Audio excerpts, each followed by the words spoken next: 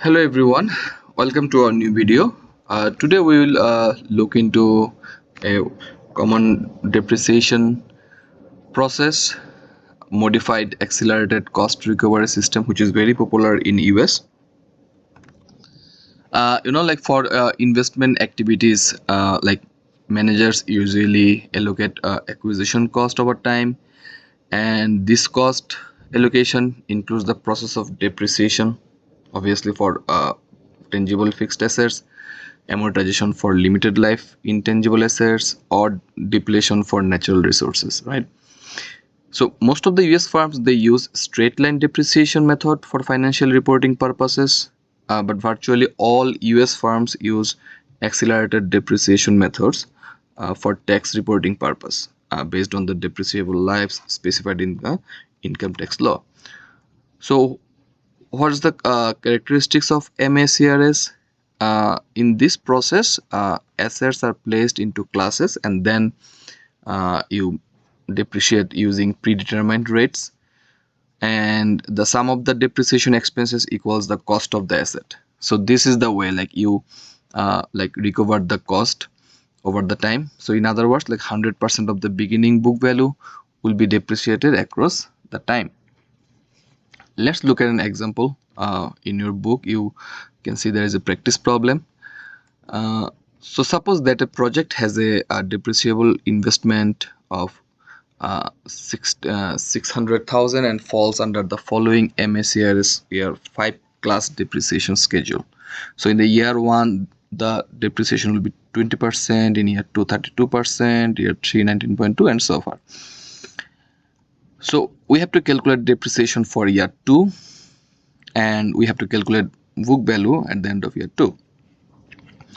As our initial investment is 600,000, so for the depreciation for year 1 we have like 20% given, so we have 120,000 for year 1, and for year 2 for the similar process for year 2 we have 32%, so we got 192,000.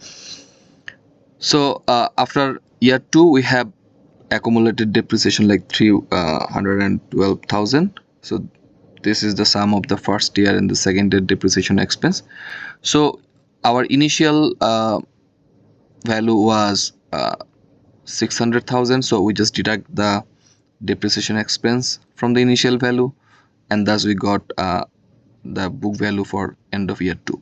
So if you want to calculate year 3, year 4, year 5, you can just follow the similar process, like first calculate the depreciation expense for particular year, and then you deduct it from the initial value to get your book value for the end of that particular year.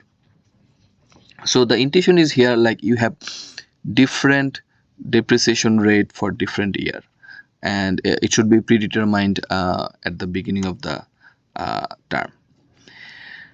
Another important topic I just want to mention in this video, like tax shield, which is very important, especially in financial and business context, because it directly reduces a company's taxable income.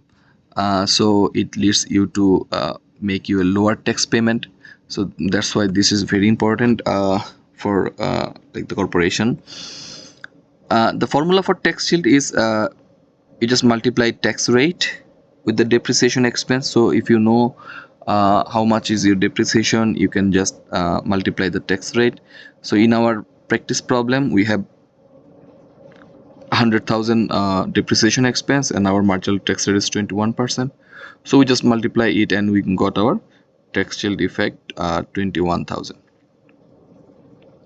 So this tax shield effect is due to the depreciation expense. So if you consider depreciation before calculating tax rate, there will be a tax shield benefit for you in this purpose. I hope it helps you all, but still if you have any question on how to calculate depreciation expense, previously I'm assuming that you have already know how to calculate a straight line depreciation method. So today we covered how we can use modified accelerated cost recovery system to calculate the depreciation expense of an asset. So if you still have any question, feel free to reach me. Thank you.